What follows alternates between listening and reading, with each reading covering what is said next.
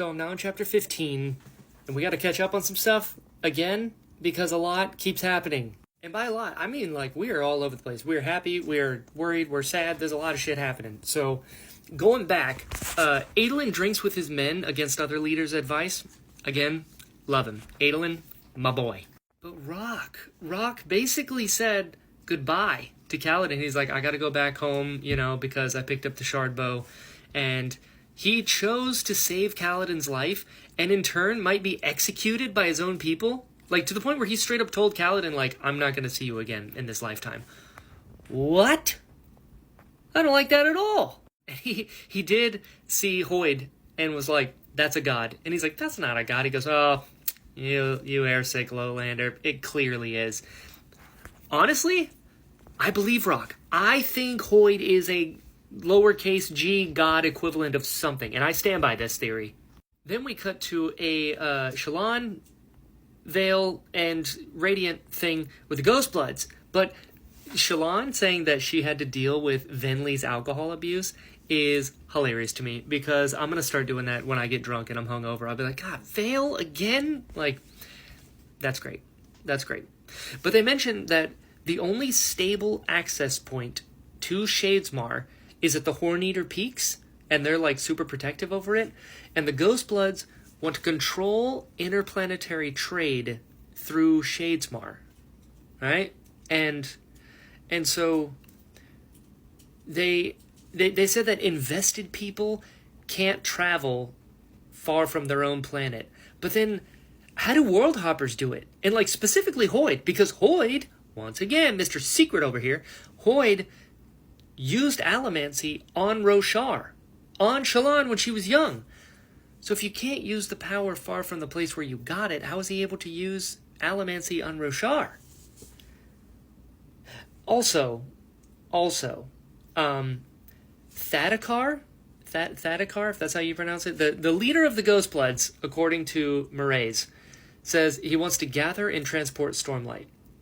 Now, I'm not going to say it out loud because I have a few friends who are probably going to watch this that have not read The Lost Metal. Is Thadakar another name for who I think that is?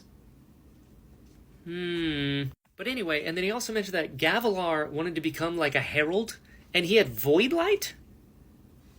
Okay, whatever that means. But then they send Shallan on a mission into Shadesmar at the home of the Honor Spren, which is interesting. Okay.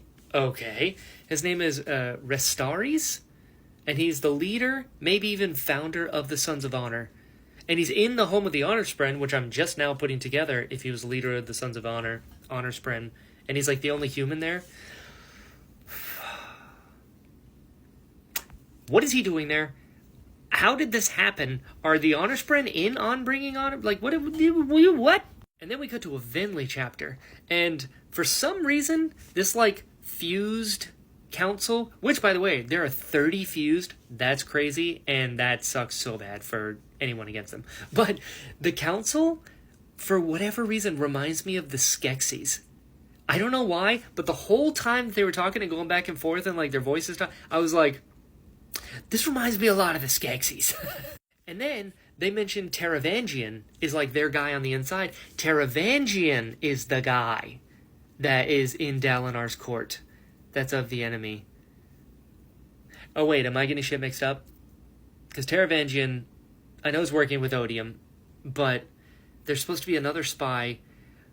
Wait a second. There's supposed to be another spy that's like a Ghost Blood spy or not Ghost Blood spy in Dalinar's court. Am I mixing this up? Because this reminds me a lot of Words of Radiance. I think it was Words of Radiance, where it's like there's the Ghost Bloods trying to assassinate people, but then there's another group of assassins trying to do the same thing, and that got confusing. Am I crossing wires here? And then Moash is there in the council when they're talking about, like, Kaladin, because everyone's after Kaladin now. And he was like, well, what about Stormblessed? And they're like, why are you talking? Interesting. And they're talking about invading Urithiru. Didn't they already do that? When Taravangian let him in through the Oath Gates? Right? Am I wrong? Is that a thing that already happened? They're just going to try again because they have a new way to, like, stop the Radiant's power with, like, that thing that stopped Kaladin and Lift's powers? Ugh, the plot is thickening.